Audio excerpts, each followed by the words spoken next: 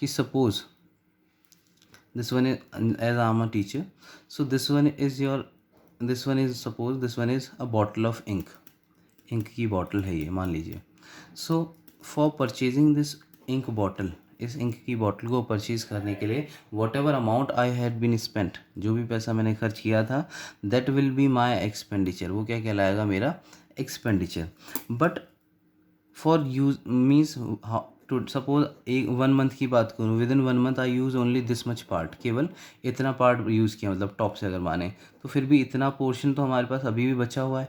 तो जितना पोर्शन हमने यूज़ किया, ये क्यों किया, मैंने यूज़ क्यों किया होगा, for teaching purpose. And after teaching what I will get my income, मुझे क्या मिलेगी, मेरी इनकम मिलेगी. So this is example of expense, and this is example of purchasing the whole bottle is an expenditure, and using a certain amount of that product is for, is comes into the expense. So I hope it is clear कि चीज़ों को ख़रीदने time जो पैसा जा रहा है वो एक्सपेंडिचर है, और उन चीज़ों को ख़रीदने के बाद उनका जितना पार्ट हम इनकम जनरेट करने के लिए करते हैं, that is our expense.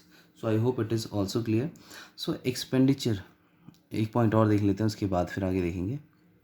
Receipt, receipt means, अब देखिए अलग अलग टाइप की रिसिप्ट होती हैं. जिन यहाँ पे हम रिसिप्ट का मतलब है जो हमें मिल रहा है, whatever we are receiving in terms of money, कि मनी के टर्म्स में जो भी हमें हो रहा है, रिसीव हो रहा है, वो क्या होगा, हमारी मनी के टर्म्स में जो भी हमें रिसीव हो रहा है वो एक्सपेंस का पार्ट होगा. ठीक है, कि मनी रिसीव करने के लिए जो हमने एक्सपेंडिचर किया है वो एक्सपेंडिचर है. हाँ, रिसीव बता था, सॉरी आपको, कि receive means whatever amount we have received and as an income, वो हमारी क्या कहलाएगी, रिसिप्ट. इसके अलावा एक रिसिप्ट वो भी होती है कि whenever we are paying something in cash, so we are getting a receipt, तो वो रिसिप्ट अलग है, वो वाउचर चैप्टर में हम पढ़ेंगे. So here receipt means whatever amount we are receiving, whatever amount we are receiving, that will be treated as our receipt. चलिए, तो अब इन दोनों के बेसिस पे receipt, receipt and expenditure. So on the basis of these 2 points we are going to study about it, their types. So receipts are divided into 3 parts, expenditure, sorry, 2 parts, not 3. Expenditures are divided into 2 parts, it is only in 2 parts. First is revenue receipt, first one is revenue receipt, second one is capital receipt. First one is revenue receipt, second one is capital receipt. While expenditure, first one is revenue expenditure, first one is revenue expenditure, second one is capital expenditure, second one is capital expenditure, third one is deferred, DEFERRED, deferred revenue expenditure. These are the 2 types of receipt and these are the 3 types of expenditures. So basically what they mean, इनका क्या मतलब है.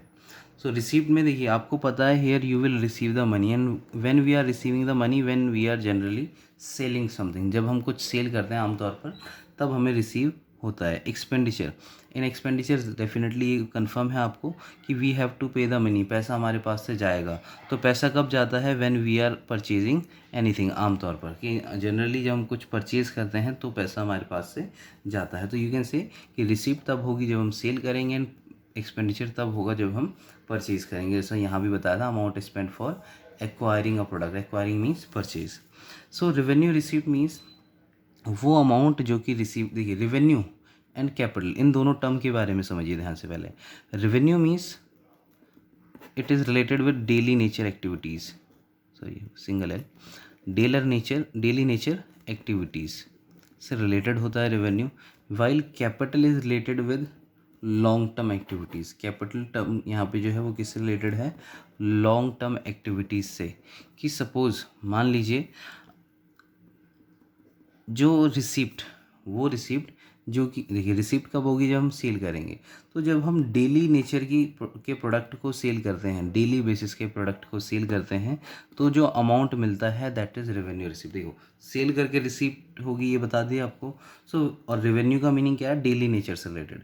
सो when we are selling the product of daily nature, when we are selling the product of daily nature, it will comes into revenue receipt. Suppose I have a water plant, मेरा पानी का plant है. So what I will do, I will supply water bottles in factories firms, companies, यही होगा। सो मैं जो पानी supply करूँगा, पानी ऐसा है कि सालों में एक आध बार ख़रीदा जाता है? नहीं, it is consumed on regular basis. Water is consumed on regular basis, कि पानी डेली बेसिस पे ख़रीदा जाएगा। तो यानी पानी सेल करके जो पैसा मेरे पास आएगा, that is my revenue receipt after selling the water, whatever amount I will receive, that is revenue receipt. Similarly you can also say about newspaper.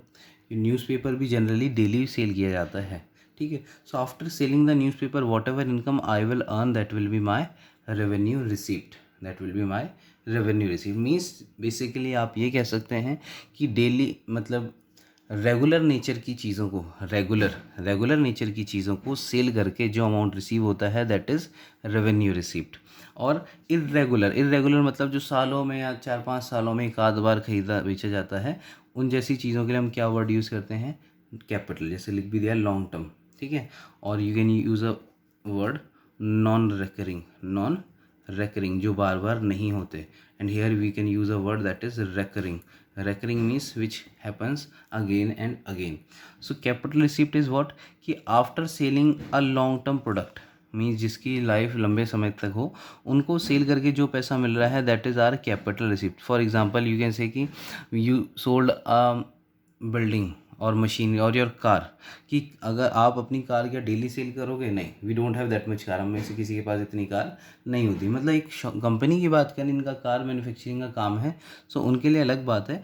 But अब अगर हमारा काम किसी और चीज़ का है, बट हमने कार वैसे ही बस सेल करने का मन कर गया कि दूसरी कार लेनी है, so for that we want to sell our car, तो क्या आप डेली कार सेल करेंगे? नहीं। तो वो एक लॉन्ग टर्म प्रोडक्ट है। So after selling the long term product, whatever amount we will receive, that will be our capital receipt. Long term product को सेल करके जो अमाउंट हमें मिलेगा, वो क्या होगी? हमारी कैपिटल रिसिप्ट।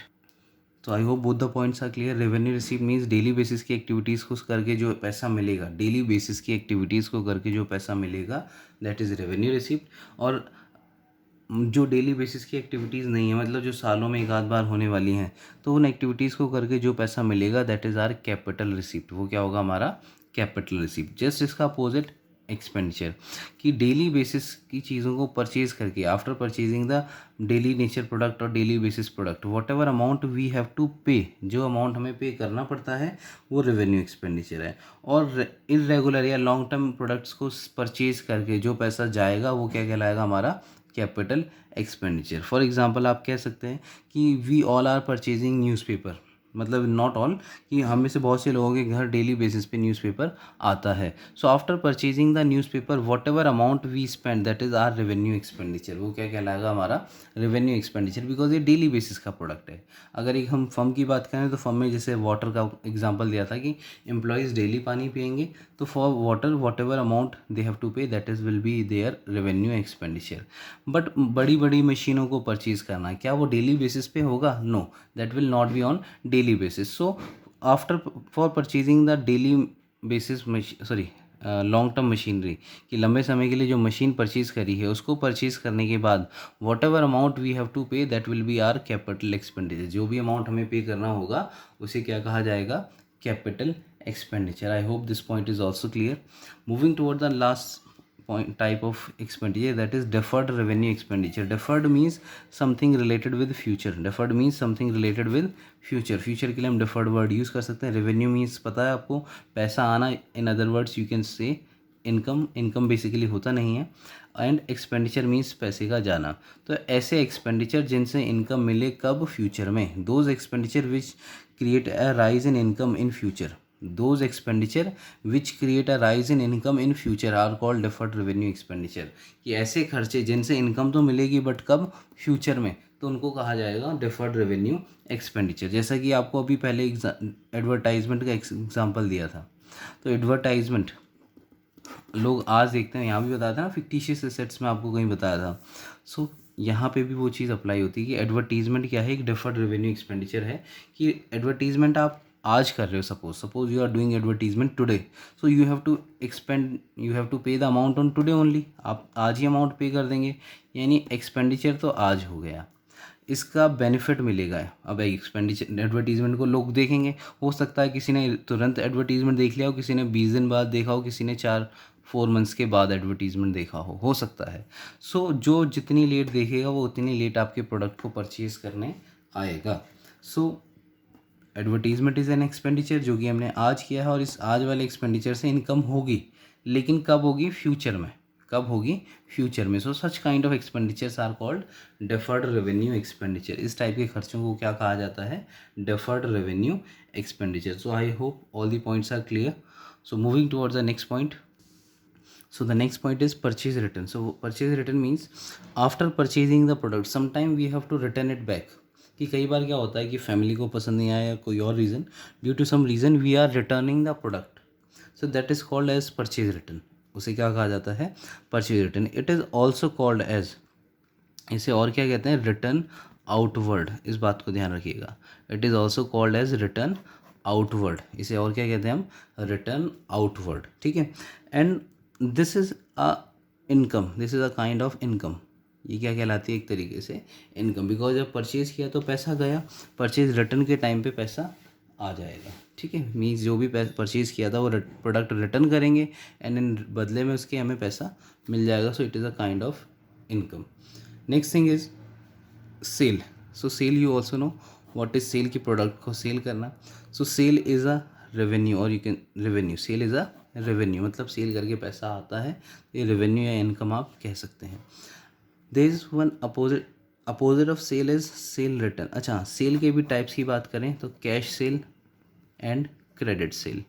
तो meaning you know, cash sale means नगद में सामान बेचना, कि after selling the product we receive the amount, and credit sale means after selling the product we haven't receive the amount. So cash sale. So cash sale means after selling the product we are immediately receiving the cash. Credit sale means after the selling the product we are not immediately receiving the cash. Means later on we will receive the cash at some certain date.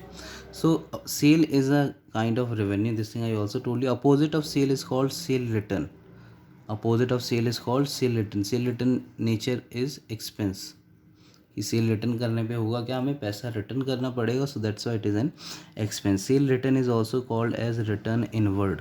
Cell return को और क्या कहा जाता है? Return inward. इन नामों को ध्यान रखिएगा. ठीक है. Because you will find them so many times in your questions. चलिए, I hope this point is clear. आगे देखते हैं. So there is one thing that is stock. एक और चीज़ क्या है हमारे पास? Stock. So stock on the basis of time you can say opening stock and closing stock. On the basis of time you can say opening stock and closing stock. Opening stock means year की starting में जितना stock है हमारे पास. At the beginning of the year whatever stock we have that is opening stock. At the end of the year whatever stock that is closing stock. At the end of the year whatever stock we have that is closing stock. Or opening to you already know. At the beginning of the year whatever stock we have that is opening stock. This is on the basis of time. This is on the basis of time. Now on the basis of production. On the basis of production we are going to study. This was on the basis of time. So on the basis of production stock are of three types. First one, stock of raw material. Stock of raw material means raw material का जो भी stock हमारे पास available है that is stock of raw material. Second one is stock of goods work in progress. Stock of goods work in progress, कि वो stock goods का जो कि प्रोग्रेस में है, मतलब जिन पे काम अभी चल रहा है. Third, stock of finished goods. Stock of finished goods. So these are the three types of stock we have on the basis of production. की प्रोडक्शन के आधार पर ये तीन टाइप के स्टॉक हमारे पास हैं.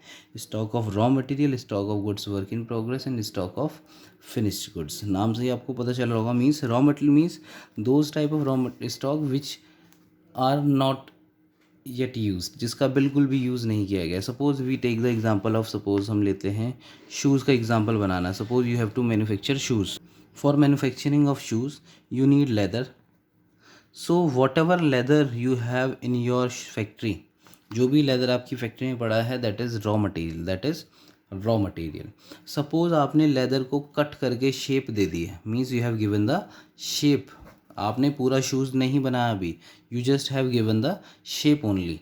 तो शेप दे दी, it means that is stock of goods work in progress. Because अब ना तो वो लेदर है प्रॉपर मीन्स लेदर तो है बट वो प्रॉपर एक प्लेन लेदर नहीं है, ना ही है वो शूज़ के फॉर्म में है, तो that is stock of goods work in progress. और suppose later on you make shoes, बाद में आपने शूज़ बना दिए, तो that will be called as stock of finish goods. तो ये आपके स्टॉक है। इसके अलावा हम बात करें डिस्काउंट। डिस्काउंट, तो discount can be said as discount, चलिए ट्रेड डिस्काउंट। डिस्काउंट को हम डिस्काउंट का मीनिंग तो you all know what is discount. तो discount are further divided into two parts, that is trade discount and cash discount. Trade discount and cash discount. So what is trade discount? Trade discount is generally given at the time of when we are doing trade. Means suppose we a product is supply, product कहाँ manufacture होता है, factories में, ठीक है। तो manufacturer से कौन purchase करता है प्रोडक्ट को? Wholesaler. Means it is not for all the products but for some products. Then from wholesaler it comes to retailer. Wholesaler के बाद प्रोडक्ट कहाँ आता है? रिटेलर के पास। And then from retailer to customer. तो रिटेलर से प्रोडक्ट कहाँ पे आता है? कस्टमर पे। So when wholesaler purchase a product from manufacturer, he ask for some discount. Wholesaler भी क्या चाहेगा कि उसे कुछ डिस्काउंट मिले। सो होलसेलर को जो डिस्काउंट मिला होगा that will be called as trade discount. Now why that will be called as trade discount? Because manufacture तो ट्रेड कर रहा है, नॉर्मल सी बात है। Wholesaler will also do a trade. Wholesaler भी खुद कंज्यूम करने के लिए परचेज कर रहा है? No, he will sell it to the retailer. So that's why they both are doing trade. और इसमें जो ट्रेड में जो डिस्काउंट मिलता है that will be called as trade discount. या दूसरी शब्दों में आप ये भी कह सकते हैं कि when large quantities are purchased, जब ज़्यादा क्वांटिटीज़ परचेज़ की जाती हैं तब जो डिस्काउंट दिया जाता है उसे हम ट्रेड डिस्काउंट कहते हैं। ये भी वर्ड कह सकते हो, दोनों ही करेक्ट है। सो होलसेलर के बाद प्रोडक्ट किस पे जाएगा? रिटेलर। तो retailer also want some amount of discount, so that will also be called as trade discount. उसे भी हम ट्रेड डिस्काउंट ही कहेंगे।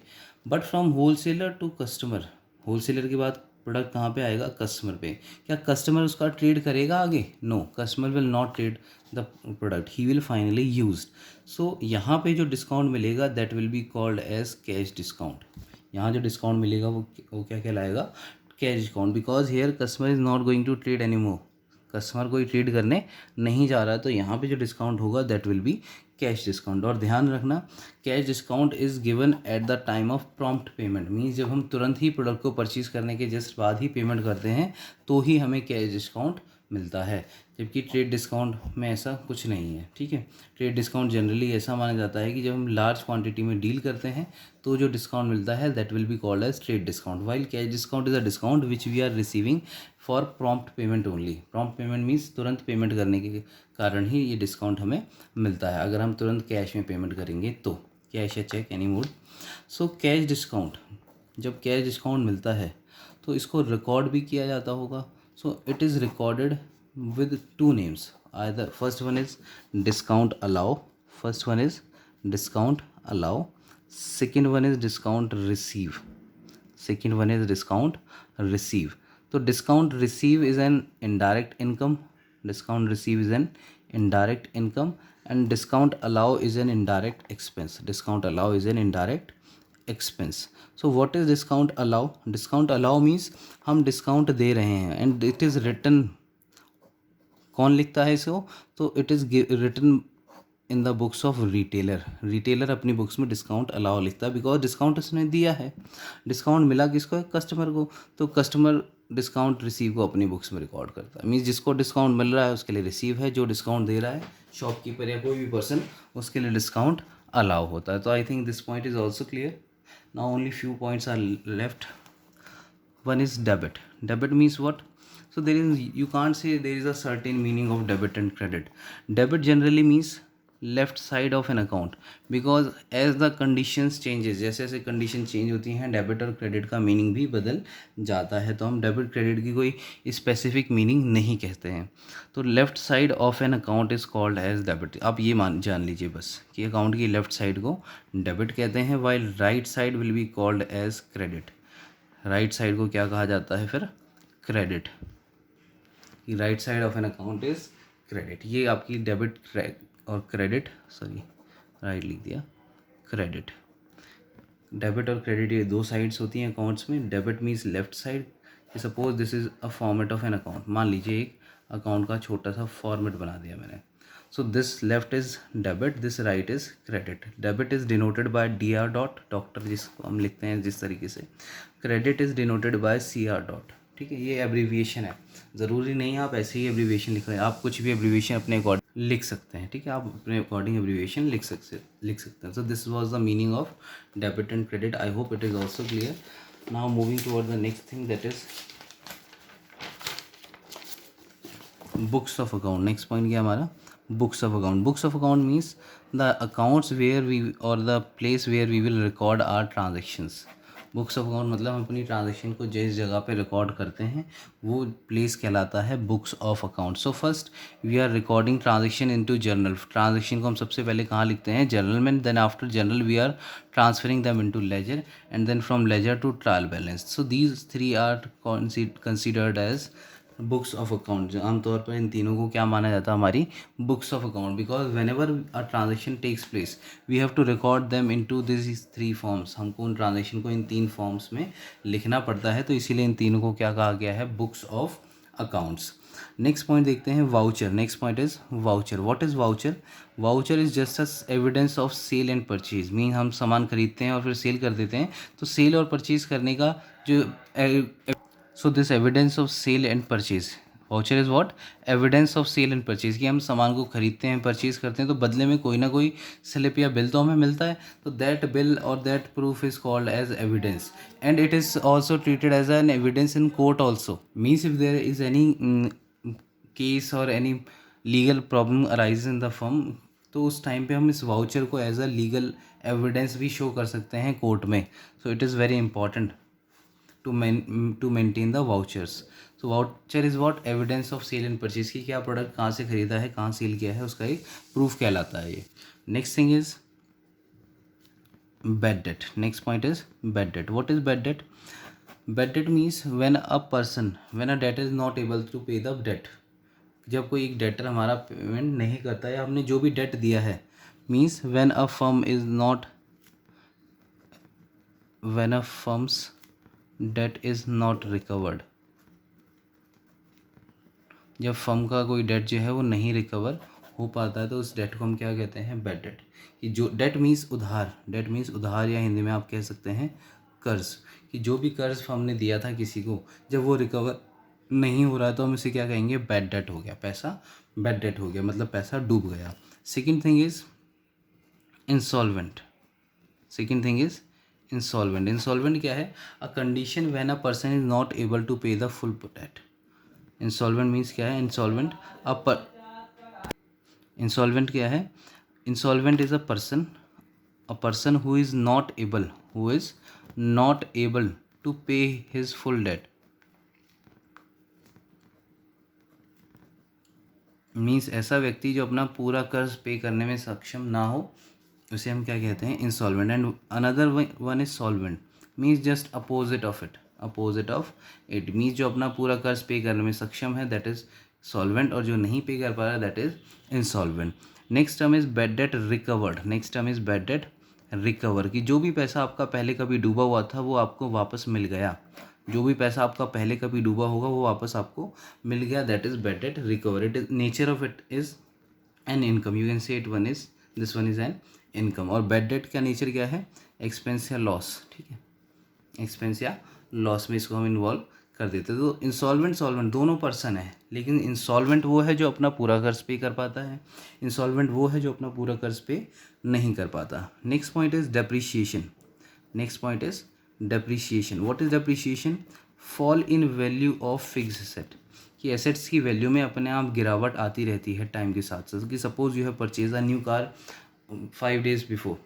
5 दिन पहले आपने नई कार परचेज करी है, बट अगर आप उस कार को आज सेल करेंगे, definitely you will get around 40-50,000 less amount. आपको 40-50 हज़ार कम अमाउंट मिलेगा. तो ये जो 40-50 हज़ार वैल्यू कम हो गई, this is called as depreciation. ये जो अमाउंट कम हो गया उसे क्या कहा जाता है? Depreciation. Why depreciation charges? Because of usages of that product. कि हम प्रोडक्ट को यूज़ करते हैं और यूज़ करने के कारण उसकी वैल्यू कम होती है धीरे धीरे, तो उस फॉल हुई वैल्यू को क्या कहा जाता है? Depreciation. Next point and the last point, that is book entity. Leave it. The next point is entity. Entity, as I already told you, entity means legal entity. Here we are talking that a firm has separate legal entity. एक firm की separate legal entity होती है different from its owner. Separate legal entity distinct from its owner, जो कि उसके मालिक से अलग होती है. मीन्स ओनर अलग है और फर्म अलग है. फर्म अलग है और ओनर अलग है. बहुत बार ये चीज़ आपको बता चुका हूँ, तो I think you already know it. And last one is balance sheet. Sorry, this was the last, second last one is balance sheet. What is balance sheet? Balance sheet is just a statement. Balance sheet is just a statement. Balance sheet क्या है? एक statement होती है. A statement of financial position. Statement of financial position means एक ऐसी statement होती है जो किसी भी कंपनी की फाइनेंशियल पोजीशन को बताने का कार्य करती है. इट इन्वॉल्व्स और रिकॉर्ड्स. इसके अंदर हम क्या रिकॉर्ड करते हैं, क्या इन्वॉल्व होता है? All the assets, liabilities and capital of the firm. All assets, liabilities and capital of the firm. इसके अंदर फर्म की सारी एसेट्स, लायबिलिटीज़ और कैपिटल को रिकॉर्ड किया जाता है. So I hope it is clear. So your second chapter means basic concepts are clear. If you still have any doubt then you can WhatsApp me. Thank you. Bye bye.